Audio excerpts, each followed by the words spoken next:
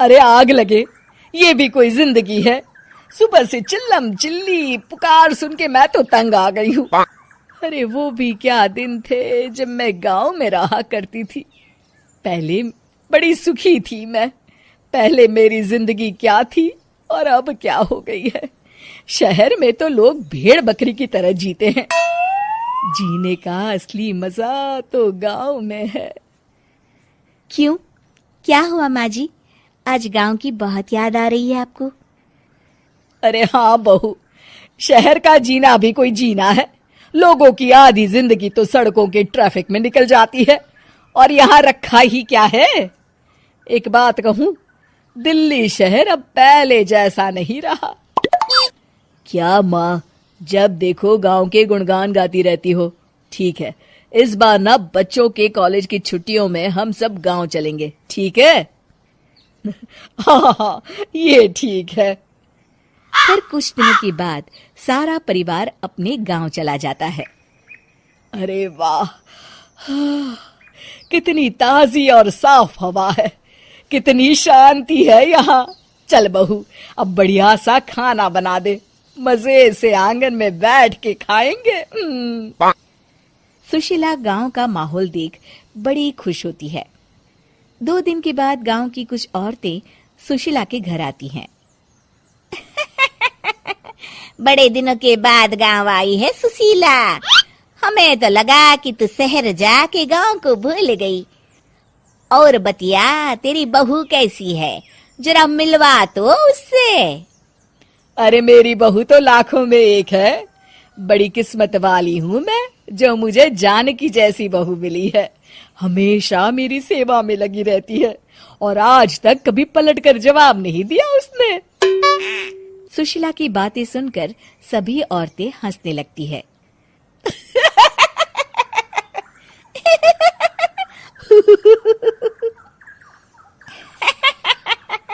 अरे कुछ भी बोले जा रही है। तबीयत तो ठीक है?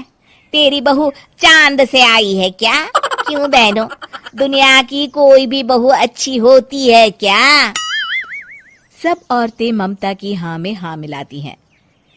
अरे मैं तो कहती हूँ दुनिया की हर बहू सास का खून चूसने वाली डायन होती है, डायन। मैं तो एक बिल में 1000 सांप के साथ रह सकती हूँ, लेकिन अपनी बहू के साथ नहीं रह सकती। हाँ, तूने सही कहा। मेरी बहू तो तेरी बहू से भी 2 कदम आगे है। सब औरतों की बातें सुनकर ममता मन ही मन बड़बड़ाती है। अरे ये गांव सुधर गया, लेकिन औरतें नहीं सुधरी। अगर थोड़ी देर और इनकी बेवकूफी भरी बातें सुनूंगी तो मैं सच में पागल हो जाऊंगी। फिर सुशीला उन औरतों को घर से दफा कर देती है और राहत की सांस लेती है। अरे बहू, जरा बाम लाके मेरे सर पर तो लगा दे। उन औरतों की फालतू बातें सुनकर मेरा सर चकरा गया है। इस गांव की औरतों का तो भगवान ही मालिक है। फिर अगले दिन सुशीला की सास उससे कहती है, अरे बहू, तू यहाँ क्या आराम फरमाने आई है? आखिर ये तेरा ससुराल है। चल चल, घर के कामों में हाथ बटा। शहर में कुछ काम धाम तो करती नहीं है।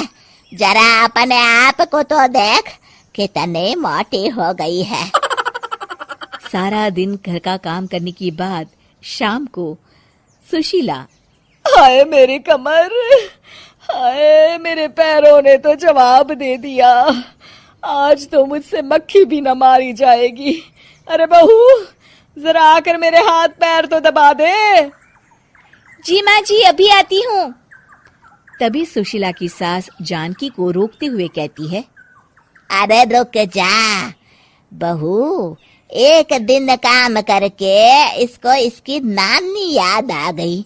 हम लोग तो रोज इतना काम करते हैं, कोई जरूरत नहीं इसके हाथ पैर दबाने की। सुबह तक सब ठीक हो जाएगा। सुशीला अपनी सास की बातें सुनकर हैरान रह जाती है। इस तरह धीरे धीरे गांव आने के बाद सुशीला की परेशानी शुरू हो जाती है। फिर एक दिन, अरे आज तो मैं कपिल शर्मा देखूंगी क्योंकि आज संडे है। सुशीला जैसे ही टीवी ऑन करती है तभी बिजली कट जाती है। अरे सत्यानाश, इस बिजली को भी अभी जाना था।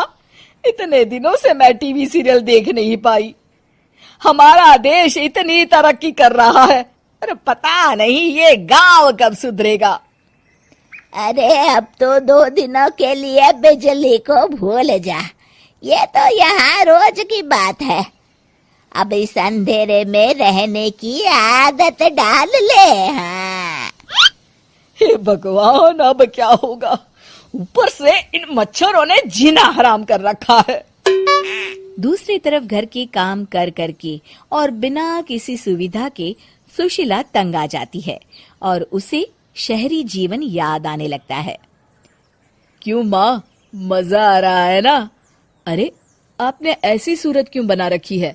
मुस्कुराइए, अब हम गांव में हैं। मोहन के साथ जानकी भी अपनी सास की खिंचाई करती है। हाँ हाँ माँ जी, आप ही तो यहाँ की बड़ी तारीफ कर रही थी।